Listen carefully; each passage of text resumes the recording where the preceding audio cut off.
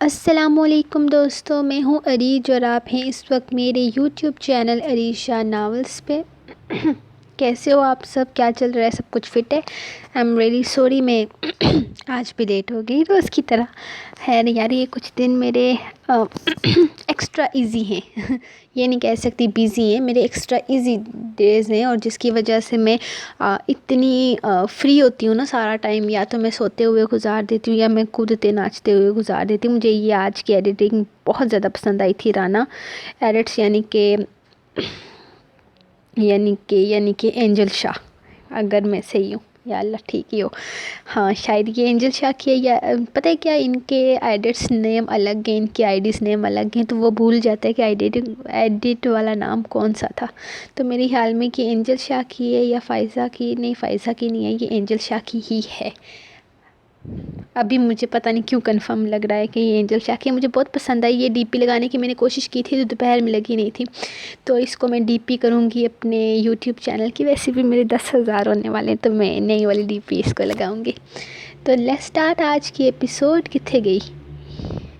یہ رہی آج کی ایپیسوڈ نمبر 13۔ تو چلیے سٹارٹ کرتے ہیں۔ ناول جنونیت قسط نمبر 13، تحریر عریج شاہ۔ چاچا گاڑی روکیں پلیز، جلدی گاڑی روکیں، آگے بلی ہے، گاڑی روکیں نا پلیز۔ وہ اتنی زیادہ ایکسائٹڈ ہو گئی تھی کہ ایک ہی لائن میں کتنی دفعہ ان کو گاڑی روکنے کا بول چکی تھی۔ وہ خود بھی حیرانگی سے گاڑی روک چکے تھے۔ آخر ردھم کو ہوا کیا تھا وہ سمجھ نہ پائے۔ کیا ہو گیا بچے، تم ٹھیک تو ہو نا؟ وہ حیرانگی سے اسے دیکھنے لگے تھے۔ وہ انہیں کبھی بھی اپنا ڈرائیور یا نوکر نہیں سمجھتی تھی، وہ ہمیشہ ان کے ساتھ ان کی فرنٹ سیٹ پر ہی بیٹھتی تھی، اور اس وقت بھی وہ باہر دیکھتے ہوئے اتنی بے چینی سے ان سے کہنے لگی کہ وہ گاڑی روکنے پر مجبور ہو گئے۔ چاچا وہ دیکھیں سڑک کی سائڈ پر وہ بلی کتنی پیاری ہے، مجھے وہ بلی چاہیے، وہ بھی ابھی چاہیے، پلیز پلیز پلیز۔ وہ سڑک کے کنارے ایک بہت ہی چھوٹی سی معصوم روئی جیسے بالوں والی سفید بلی کو دیکھتے ہوئے ان سے کہنے لگی۔ وہ خود بھی حیرانگی سے اس نیلی آنکھوں والی بلی کو دیکھ رہے تھے جو بالکل چھوٹی سی تھی، اور وہ تھی بھی بے حد خوبصورت۔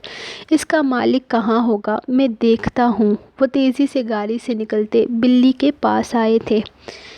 بلی چلنے کے قابل نہ تھی، یقیناً وہ صرف کچھ دنوں کی تھی، لیکن اس کی خوبصورتی دیکھتے ہوئے وہ خود بھی اس کی طرف خود کو بڑھنے سے روک نہیں پائے تھے۔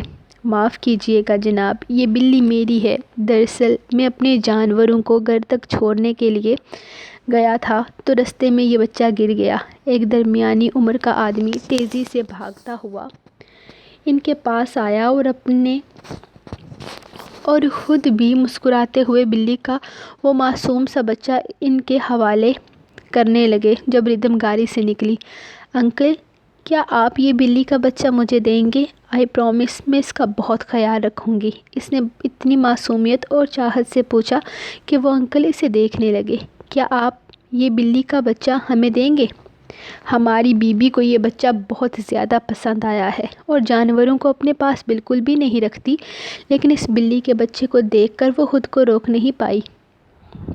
اصل میں جس چیز کو وہ لے نہیں پاتی نا، اس چیز کو لے کر وہ بہت دنوں تک بے چین رہتی ہیں اور آسانی سے اس کو بھولتی نہیں ہیں۔ اگر آپ یہ بلی کا بچہ ہمیں دیتے ہیں تو ہم آپ کو منہ مانگی قیمت دیں گے، وہ ردھم کی چاہت کو سمجھتے ہوئے اس آدمی سے کہنے لگے جو بہت حسرت سے اس بلی کے بچے کو دیکھ رہی تھی۔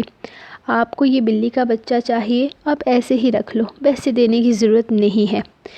ان معصوم جانوروں کو سوائے محبت کے اور کیا چاہیے ہوتا ہے؟ میں ویسے بھی بہت پریشان تھا، اس کی ماں مر چکی ہے، نہ جانے میں اس کا خیال کیسے رکھوں گا۔ میرے پاس بہت جانور ہیں، میرے لیے اس کی دیکھ بھال کرنا کافی مشکل ہو جائے گی، اسے آپ رکھ لیں، میری طرف سے ایک تحفہ۔ وہ بلی کا بچہ بہت ہی احتیاط سے اس کی گود میں دیتے ہوئے بولے اور ساتھ ہی اس کے سر پہ ہاتھ رکھا۔ وہ خوشی سے چہک اٹھی تھی، اسے یقین نہیں آ رہا تھا کہ یہ چھوٹا سا بلی کا بچہ اب اس کا ہے، اور انکل نے اس کی چاہت کو دیکھتے ہوئے اسے فری میں یہ دے دیا ہے۔ وہ کتنا پیارا تھا۔ وہ بہت خوش تھی، جبکہ ڈرائیور چاچا اس کی خوشی کو دیکھتے ہوئے خوش تھے۔ یہ دودھ پیو میرا بچہ، ماما آپ کا بہت خیال رکھے گی، آپ کو دودھ دے گی، آپ سے پیار کرے گی۔ وہ دودھ کے ڈبے سے دودھ فیڈر میں منتقل کرتی بڑے ہی میٹھے انداز میں باتیں کر رہی تھی۔ ڈرائیور چاچا جیسے ہی کھانا دینے کے لیے اس کے کمرے میں آئے، اس کے انداز پر بے ساختہ مسکرا دیے۔ اس نے کچھ نہیں کھایا تھا، لیکن اس وقت اسے اپنے سے زیادہ اپنے نئے بچے کی فکر لگ گئی تھی۔ وہ بہت پیار سے اسے گود میں بٹھائے دودھ پلا رہی تھی۔ یہ پیارا سا منظر دیکھتے ہوئے چاچا بھی مسکراتے ہوئے کھانا ٹیبل پر لگانے لگے۔ اس کا انداز بے حد کیئرنگ تھا۔ وہ پہلی بار اسے کسی سے اس حد تک پیار کرتے دیکھ رہے تھے، اور انہیں بہت اچھا بھی لگ رہا تھا۔ بس وہ خوش رہے، اس سے زیادہ وہ کچھ بھی نہیں چاہتے تھے۔ اس کی خوشی ان کے لیے بہت زیادہ اہمیت رکھتی تھی۔ وہ چاہتے تھے کہ اس بچی کی زندگی میں کبھی کوئی غم نہ آئے۔ بلی آہستہ آہستہ دودھ پیے جا رہی تھی۔ وہ بھی اس سے مانوس ہو رہی تھی، جو کافی اچھی بات تھی۔ وہ اسے اپنے بیڈ پر لٹاتے ہوئے اس پر کمبل ڈال رہی تھی تاکہ اس کو سردی نہ لگے۔ اس کے اپنے اصول تھے جن کو وہ فالو کرتی تھی، اور اس نے یہ بھی کہہ دیا تھا کہ اس کی کیٹی اس کے ساتھ ہی سوئے گی۔ فی الحال وہ اس کا نام ڈیسائیڈ نہیں کر پا رہی تھی، اس لیے فی الحال اسے کیٹی کہہ کر بلا رہی تھی، اور ان سب باتوں سے ڈرائیور چاچا کو کوئی مطلب نہ تھا۔ ان کو اس کے کھانے کی فکر کھائی جا رہی تھی۔ آؤ بیٹا، پہلے کھانا کھا لو، تم اپنی کیٹی کو بعد میں دیکھ لینا۔ بلی دودھ پینے کے بعد اسی طرح بے حال سی پری سے پریشان کر رہی تھی، جبکہ ڈرائیور چاچا اسے بار بار کھانا کھانے کے لیے بلا رہے تھے۔ اپنی کیٹی کو تھوڑی دیر ایسے ہی پڑے دیکھ پہلے تو وہ پریشان ہوئی، پھر اچانک اس کی کیٹی نے لیٹے لیٹے بھرپور انگڑائی لی۔ تمہاری کیٹی کا پیٹ فل ہو چکا ہے، اور تم بھی کچھ کھا لو میرا بچہ۔ تمہارے نانا جان مجھے تیسری بار فون کر رہے ہیں۔ ان کے پھر سے کہنے پر آخرکار وہ ان پر احسان عظیم کرتی اٹھ کر ٹیبل کے پاس آئی تھی۔ ایسے نہیں، پہلے ٹھیک سے ہاتھ دھو کر آؤ۔ تم نے کیٹی کو نہلایا ہے، اس کو صاف ستھری پرفیوم بھی لگا دی ہے، لیکن ہے تو وہ جانور ہی نا بیٹا۔ وہ اسے سمجھاتے ہوئے بولے تو وہ اپنے سر پہ ہاتھ مارتی واش روم کی طرف بھاگی تھی۔ وہ شاید ضرورت سے زیادہ خوش تھی، اسی لیے آج اسے اپنا بھی ہوش نہیں تھا۔ وہ تو بس اپنے پیارے سے فیملی ممبر کو پا کر بے حد خوش تھی، اور اس کی خوشیاں اور ایکسائٹمنٹ ڈرائیور چاچا بھی بہت آسانی سے سمجھ رہے تھے۔ وہ نیچے آیا تو حرم کو اپنے ٹیڈی کی گردن اور اس کی ڈیڈ باڈی الگ الگ اپنے پاس رکھے پریشان صورت بنائے دیکھا۔ وہ اس کے پاس ہی بیٹھ گیا تھا۔ کوئی بات نہیں میرا بچہ، اس دفعہ میں ملک سے باہر جاؤں گا تو تمہارے لیے اس سے بڑا ٹیڈی لے کر آؤں گا، بلکہ میں آن لائن آرڈر کر دیتا ہوں، تمہیں کچھ دنوں میں مل جائے گا۔ وہ پیار سے اسے سمجھا رہا تھا۔ ضرورت نہیں ہے خداش اسے سر پر چڑھانے کی، تمہاری ہی شے کی وجہ سے یہ دن بدن بچی بنتی جا رہی ہے، لیکن ایک بچی نہیں 2 مہینوں میں 18 سال کی ہو جائے گی۔ اسے مزید بگاڑنے کی ضرورت نہیں ہے۔ اب میں اسے کچن کا کام سکھاؤں گی، اب یہ کوئی بچی نہیں رہی۔ اماں جان وہیں بیٹھی اسے ڈانٹتے ہوئے کہنے لگی تو خداش نے ایک نظر اپنی ماں کو دیکھا، پھر اشارے سے سمجھانے والے انداز میں ان سے التجا کی کہ فی الحال وہ حرم کو کچھ بھی نہ کہیں، کیونکہ وہ کافی زیادہ سیڈ ہے، اور وہ آج سے اداس نہیں تھی، بلکہ کل صبح کالج جاتے ہوئے بھی وہ بہت اداس صورت بنائے ہوئے تھی۔ پھر واپس آ کر نہ جانے رات کو اس کو نیند کیسے آئی ہوگی، کیونکہ وہ تو اپنے ٹیڈی کے ساتھ سوتی تھی۔ خداش مجھے اشارے کرنا بند کرو، میں نے کہہ دیا نا کہ اب کوئی بھالو اس گھر میں نہیں آئے گا۔ تم لوگوں نے اسے بالکل سر پر چڑھا رکھا ہے، ادھر اس کے دادا جان اس کی فرمائشیں پوری کیے جا رہے ہیں، اور تم اسے کھلونے لا کر دے رہے ہو۔ اب یہ بڑی ہو چکی ہے، سمجھو تم لوگ اس بات کو، بس بہت ہوا۔ اس کی 18ویں سالگرہ گزر جائے تو اسے گھر کے کام کاج میں لگاؤں گی، اسے بھی اگلے گھر جانا ہے، اس سے بڑی ساری ہر کام میں ماہر ہیں ماشاءاللہ سے۔ دیشم، دیدم اور سامیہ ہر کام میں مہارت حاصل کر چکی ہیں اور یہ ابھی تک کھلونوں سے کھیلنے میں مصروف ہے۔ اماں کو آج نہ جانے اس پر کیوں غصہ آ گیا تھا، شاید اس کا ایک کھلونے کے لیے اس طرح سے اداس ہو کر بیٹھنا انہیں پسند نہیں آیا تھا۔ اماں جان، آپ میری بہن پر باقیوں کو فوقیت کیوں دے رہی ہیں؟ میری بہن شہزادی ہے اور کوئی ماہر نہیں ہے یہاں۔ آپ کی ایک ماہر کے ہاتھ کا کھانا کھا کر آ رہا ہوں، کتنا تیز نمک تھا کھانے میں، اور آپ میری بہن کا مقابلہ کیے جا رہے ہیں۔ میری بہن ابھی بچی ہے، آہستہ آہستہ سیکھ جائے گی سب کچھ۔ آپ بیکار میں اس کے سر پر کیوں لاد رہی ہیں اتنا کچھ؟ ابھی اس کا وقت نہیں آیا۔ وہ دیشم کو سیڑھیوں سے اترتے دیکھ کر بولا، ارادہ اسے تنگ کرنے کا تھا۔ اپنے کھانے کی اس توہین پر وہ سلک کر رہ گئی۔ اگر اتنا ہی برا کھانا بناتی ہوں میں تو آپ خود کیوں نہیں بنا لیتے؟ کچن تک آ ہی گئے تھے تو چولہے تک بھی چلے جاتے، خود بنا لیتے۔ وہ غصے سے تن فن کرتی اس کے سر پر سوار ہوئی تھی۔ دیشم، کیا بدتمیزی ہے، تم کتنی بد لحاظ ہوتی جا رہی ہو۔ خداش صرف حرم کو بہلانے کے لیے ایسا کہہ رہا ہے، مذاق اور سنجیدہ الفاظ میں فرق تک نہیں پہچان سکتی تم؟ اماں کچن سے نکلتے ہوئے اسے سنانے لگی تھی۔ انہیں اس کا یہ بے باک اور بدتمیزانہ انداز ہرگز پسند نہیں تھا، لیکن شاید وہ کچھ سمجھنا ہی نہیں چاہتی تھی۔ بس کر دیں اماں، آپ ہر وقت ان کی سائیڈ کیوں لیتی رہتی ہیں؟ یہ کیا وزیر اعظم لگے ہیں کہ ہم ان کی ہر بات مانیں گے؟ حد ہوتی ہے کسی چیز کی۔ ان کا جو دل چاہتا ہے وہ کہہ دیتے ہیں، یہ سوچے بنا کہ صبح سے کچن میں کھانا بنا رہی تھی، اگر نہیں پسند تو میرا بنایا ہوا کھایا کیوں؟ انکار کر دیتے یا کہہ دیتے کہ میں کسی اور سے بنوا کر کھا لوں گا۔ وہ ابھی تک اپنا غصہ ٹھنڈا نہیں کر پائی تھی، جبکہ خداش بہت مزے سے اس کی باتیں سن رہا تھا، جب دادا جان یہ شور سن کر باہر آ گئے۔ دیشم تو آج مقابلے پر اتر آئی تھی، جبکہ خداش فی الحال بالکل نارمل انداز میں اپنے سامنے رکھے چائے کے کپ کے ساتھ انصاف کر رہا تھا، جسے ان سب چیزوں سے اسے کوئی فرق ہی نہیں پڑتا۔ بے شک اسے اس کی بدتمیزی یا پھر گستاخانہ لہجے سے فرق نہیں پڑتا تھا، لیکن دادا جان کو فرق پڑتا تھا، جن کا پوتا اس بدتمیز لڑکی کا نام اپنی شادی کے لیے ان کے سامنے لے چکا تھا، اور وہ اپنے آنے والی نسل کو ایک ایسی بدتمیز بدلحاظ لڑکی کے نام نہیں چھوڑ سکتے تھے جو اپنی ضد میں اتنی بدتمیز ہو جائے کہ کسی کا لحاظ تک نہ کرے۔ سوائے دادا جان یا بابا جان کے وہ اپنی بات کرتے کسی کے سامنے ہچکچاتی نہیں تھی، لیکن دادا جان کو یہ بات ہرگز پسند نہ تھی۔ یہ لڑکی ان کے اکلوتے پوتے کی ہونے والی بیوی تھی، اس کے ساتھ اس نے ساری زندگی گزارنی تھی، اور اس کا یہ گستاخانہ لہجہ وہ برداشت نہیں کر سکتے تھے۔ خبردار جو ایک لفظ بھی اور کہا تم نے لڑکی، اگر تمہیں اس بات سے فرق نہیں پڑتا کہ وہ رشتے میں تمہارا کزن ہے تو کم از کم اس کی عمر کا لحاظ کر لو، بڑا ہے تم سے۔ یہ کون سا لہجے میں تم اس سے بات کر رہی ہو دادا جان؟ میں تو بس دادا جان کے غصے کو دیکھتے ہوئے وہ اپنی بات اچھے طریقے سے سمجھ گئی تھی، اپنی غلطی اچھے طریقے سے سمجھ گئی تھی، اور وہ کچھ زیادہ ہی بدتمیزی کا مظاہرہ کر رہی تھی۔ اس بات کا احساس اب اسے بھی ہو چکا تھا۔ خاموش، اب ایک اور لفظ نہیں۔ معافی مانگو خداش سے، اچانک دادا جان نے اس سے کہا تو وہ حیرانگی سے انہیں دیکھنے لگی۔ کیا وہ سچ میں اسے اس شخص سے معافی مانگنے کے لیے کہہ رہے تھے جس کو منہ تک لگانا وہ پسند نہیں کرتی تھی؟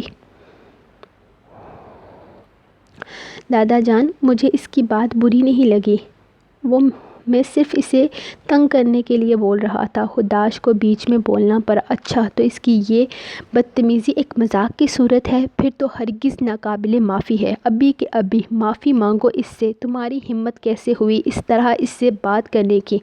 ہم تمہاری ہر ضد پوری کرتے ہیں، تمہاری ہر بات مانتے ہیں، اس لیے نہیں کہ تم اس گھر کے اندر بدتمیزی کرو۔ 4 جماعتیں پڑھ کر تم ہم سے بڑی نہیں ہو گئی کہ تم عقل و شعور بھول جاؤ؟ ابھی کے ابھی خداش سے معافی مانگو، ورنہ کل سے یونیورسٹی جانے کی ضرورت نہیں ہے۔ ہمیں ایسی پڑھائی نہیں چاہیے جو ادب اور احترام بھلا دے۔ دادا جان کا بس نہیں چل رہا تھا کہ وہ اس کی پڑھائی پر پابندی لگا دیں۔ ان کی باتیں سنتے ہوئے دیشم کی آنکھوں میں موٹے موٹے آنسو آ گئے تھے، جسے دیکھ کر خداش تڑپ اٹھا۔ کوئی بات نہیں دادا جان، آپ ذرا سی بات کو لے کر پریشان ہو رہے ہیں، ہم صرف ہنسی مذاق کر رہے تھے۔ ہم نے تمہیں کہا بیچ میں بولنے کے لیے نہیں نا، تو خاموش رہو۔ یہ ہمارا اور ہماری پوتی کا معاملہ ہے، اس میں تمہیں پڑھنے کی ضرورت نہیں ہے۔ وہ پہلی بار خداش کو ٹوک گئے تھے۔ I'm sorry، وہ بڑے ہوئے لہجے میں کہتی وہاں سے پلٹ گئی تھی، جبکہ اس کا روتے ہوئے بھاگ کر جانا خداش کو بہت برا لگا تھا۔ اس نے شکایتی نظروں سے ان کی طرف دیکھا۔ ایک چھوٹا سا مذاق یہ روپ اختیار کر لے گا، اسے ہرگز اندازہ نہیں تھا۔ آج سنڈے تھا اور کالج بھی نہیں گیا تھا۔ وہ اس وقت اپنے فلیٹ میں موجود اپنی گرل کے قریب کھڑے ہاتھوں میں خرم کی کی چین لیے ہوئے تھا، جبکہ سیام نے دوسرے ہاتھ میں اسے لا کر کافی کا مگ دیا تھا۔ تم اداس لگ رہے ہو، خیریت تو ہے نا؟ وہ اس کے کندھے پر ہاتھ رکھتے ہوئے اس سے پوچھنے لگا تھا۔ یشام نے ایک نظر اسے دیکھا، پھر مسکرا دیا۔ اب اس کافی کے مگ پر میں تمہیں ناچ ناچ کر مجرا تو دکھا نہیں سکتا کہ تم نے مجھے کافی پلائی ہے، وہ بالکل سنجیدہ انداز میں بولا تو سیام نے اسے گھور کر رہ گیا۔ وہ اپنی کافی کی بات ہرگز نہیں کر رہا تھا، یہ بات تو وہ بھی جانتا تھا۔ کسی بات کا سنجیدگی سے بھی جواب دے دیا کرو، اتنے پریشان کیوں کھڑے ہو؟ خیریت تو ہے نا؟ کسی بات کی پریشانی ہے تو مجھ سے شیئر کر سکتے ہو۔ وہ اب ذرا سنبھل کر اپنی بات کلیئر کرتے ہوئے بولا۔ یار آج کل میری پریشانی صرف تیری بھابھی ہے، ہونے والی بھابھی ہے۔ آج اسے دیکھا نہیں نا تو دل بے چین ہو رہا ہے۔ مجھے اسے دیکھنا ہے، اس سے ملنا ہے۔ میں کیا کروں یار، میں نہیں رہ سکتا اس کے بنا، مجھے اس سے ملنا ہے، یہ شام اسے دیکھتے ہوئے کہنے لگا، جبکہ سیام سمجھ گیا تھا کہ اب وہ آگے کون سی بات کرنے والا ہے۔ تو اس سے ملنے کے لیے کہیں نہیں جائے گا، سمجھا تو؟ میری بات کو خبردار جو تو آج فلیٹ سے باہر نکلا، بس بہت ہو گیا، اس کو تنگ کرنے کی ضرورت نہیں ہے۔ اگر اسے لے کر سیریس ہے تو اس کے گھر رشتہ لے کر جاؤ۔ وہ سنجیدہ تھا۔ سیام یار تم بالکل ٹھیک کہہ رہا ہے، میں ایسا ہی کروں گا، میں اس کو لے کر بالکل سیریس ہوں اور میں کل ہی اس کے گھر رشتہ لے کر جاؤں گا، اور وہ لوگ جب مجھ سے سوال پوچھیں گے تو میں کیا جواب دوں گا یہ بتا مجھے۔ ان کا سوال ہوگا کہ تم کون ہو، تمہارا باپ کون ہے، ماں کا تعلق کہاں سے ہے، اور میں ان کو بتاؤں گا کہ میرا باپ تو مجھے ٹھیک سے یاد ہی نہیں، اور میری ماں ایک کرسچن ہے جس کے اسلام قبول کر لینے کے بعد بھی کسی نے اسے قبول نہیں کیا، اور مجھے یعنی کہ یشام احمر کو لے کر ناجائز بچے کی ماں بن گئی، کیونکہ میرے باپ کا خاندان تو مجھے اپنا نام دینا ہی نہیں چاہتا تھا۔ میری ساری زندگی سڑکوں پر بھٹکنے کے لیے چھوڑ دیا، اور میری یہ کہانی سن کر اس کی فیملی کتنی خوش ہو جائے گی، اور فوراً ہمارا نکاح ہوگا، پھر اسے رخصت کر دیا جائے گا، اینڈ ہیپی اینڈنگ ہے نا؟ وہ اس کے سامنے اس کی بات کا اصل روپ رکھ کر بولا تو سیام نے نظریں سر جھکا گیا۔ یہ زندگی اتنی آسان نہیں ہے سیام شکیل، جتنا تم سمجھتے ہو۔ ساری زندگی خود کو ناجائز کہلوانا کتنا اذیت ناک ہوتا ہے، مجھ سے پوچھو۔ خوش نصیب ہو تم کہ تمہیں تمہارے باپ کا نام حاصل ہے، میرے پاس کچھ بھی نہیں ہے۔ میرے پاس صرف ایک ٹیگ لگا ہوا ہے کہ میری ماں ایک کرسچن تھی اور دنیا سے لڑی میرے باپ کے لیے، وہ اسلام قبول کرنے کے بعد بھی مسلم نہیں کہلائی، میری آنکھوں کے سامنے مر گئی وہ، اور میں کچھ بھی نہیں کر سکا، کچھ بھی نہیں۔ تجھے اس حقیقت کو قبول کرنا ہے کہ تیرا دوست بے نام و نشان ہے، مجھے حرم کا رشتہ نہیں دیا جائے گا کیونکہ میری کوئی پہچان نہیں ہے، اور جن لوگوں نے مجھے بے نام و پہچان کیا ہے انہیں آسانی سے نہیں چھوڑوں گا، اور جہاں تک بات حرم کی ہے تو وہ میری ہے، میں اسے حاصل کر لوں گا۔ اس کے لیے محبت میرے دل میں اللہ نے ڈالی ہے، اور میں اسے اللہ سے ہی مانگوں گا، جو اسے میرے دل میں جگہ دے سکتا ہے وہ مجھے اس کی زندگی میں بھی جگہ دے گا۔ مجھے نہیں پتہ اسے حاصل کرنا آسان ہوگا یا مشکل، لیکن میں اس کے لیے دنیا سے لڑ جاؤں گا، وہ میری ہے۔ میں نے جب اسے پہلی بار دیکھا نا سیام، میرا دل دھڑکنا بھول گیا، تو جانتا ہے میری حالت کیا تھی؟ میں نے اسی دن فیصلہ کر لیا تھا کہ وہ میری ہے اور اسے میری زندگی میں آنا ہے. اسے میرا ہونے سے کوئی نہیں روک سکتا, کوئی بھی نہیں. اگر اسے حاصل کرنے کے لیے مجھے غلط راستہ اختیار کرنا پڑا, جو شاید مجھے کرنا پڑے گا, تو مجھے کوئی اعتراض نہیں. وہ کہہ کر کپ خالی کرتا اس کے قریب رکھ کر فلائٹ سے نکل گیا تھا, جبکہ سیام خاموشی سے اسے جاتے ہوئے دیکھتا رہا. سو گائز, یہ رہی آپ لوگوں کی آج کی ایپیسوڈ ناول جنونیت کی قسط نمبر 13. تو آپ کو ایپیسوڈ کیسی لگی کمنٹ سیکشن میں بتائیے. آپ کے ریویوز ماشاءاللہ نظر نہ لگے کسی کو. تو آپ لوگ ایسے ریویوز دیتے رہو یار, بہت مزہ آتا ہے, بہت بہت بہت مزہ آتا ہے. اور آپ کے یہاں پہ بھی میں کمنٹس پڑھتی ہوں, کچھ کمنٹس کے میں جواب نہیں دیتی کیونکہ بہت بے تکے اور عجیب قسم کے ہوتے ہیں کہ آپ کے گوگل پر کیوں نہیں آتے, آپ کے ادھر کیوں نہیں آتے. یار جہاں پہ میں دوں گی وہیں پر آئیں گے نا. اور یہ جو گوگل پر یا ادر فیس بک چینل, فیس بک پیجز پر کرتے ہیں تو میں ان کو پرمیشن نہیں دیتی ہوں, وہ بنا پرمیشن کے اٹھا لیتے ہیں اپنے. اور ہاں, ایک اور بات کہ کوئی چینل ہے یوٹیوب کا جہاں میرا نام میرے نام کے بنا کیا میرے نام کو چینج کر کے اپلوڈ کیا جا رہا ہے. تو یہی ہوتا ہے جب میں فیس بک پہ ایسے ہی ناول اٹھا کر دے دیتی ہوں تب ایسا ہی ہوتا ہے. جیسے ابھی میرا من عاشق قلب یار ہستم ایک اور پیج پر اپلوڈ ہو رہا ہے ستم جانا کے نام سے, ستم سم تھنگ اس طرح کوئی نام رکھ کر. رائٹر صاحب کا نام شگفتہ گلنار ہے. تو ناول میرا ہے اندر, لیکن اس کے کردار چینج ہو گئے تو فیس بک پہ ناول دینے سے یہ ہوتا ہے. میں کافی بار آپ کو پہلے بھی بتا چکی ہوں, لیکن پھر بھی آپ لوگ کہتے ہیں کہ ہم فیس بک پہ ناول کیوں نہیں دیتے. تو یار یہ ہوتا ہے, پہلے نہیں ہوتا تھا, لیکن اب کچھ لوگ جو انتہائی گرے ہوئے کاموں پر آ گئے ہیں وہ یہ لوگ یہ کام بھی کر رہے ہیں. تو اس لیے فیس بک پہ ناول دینا ہم نے بند کر دیا. ابھی یوٹیوب سے ناول ختم ہوگا تو فیس بک پر جائے گا, اور وہاں پر فیس بک پر بھی آخری ایپیسوڈ نہیں آئے گی. یا تو آپ لوگ یوٹیوب پر آ کر پڑھو گے, اگر آپ لوگ یوٹیوب پہ نہیں پڑھ سکتے تو آپ کو ویب پر جانا ہوگا. اب اپنا ناول ہم نے خود ہی سیو کرنا ہے, یہ اور تو کوئی کچھ نہیں کر سکتا. تو بس ملتے ہیں آپ کو نیکسٹ ایپیسوڈ میں, کیونکہ 12 سے اوپر نکل گیا ہے ٹائم, اور اتنا آپ لوگوں نے بھی سونا ہوتا ہے. خیر میرا کیا ہے, میں تو رات کا الو 1-1:30 بجے تک جاگتی رہتی ہوں. تو ملتے ہیں آپ کو نیکسٹ ایپیسوڈ میں, تب تک کے لیے اپنی رائٹر کو دیں اجازت, دعاؤں میں یاد رکھیں. اللہ حافظ.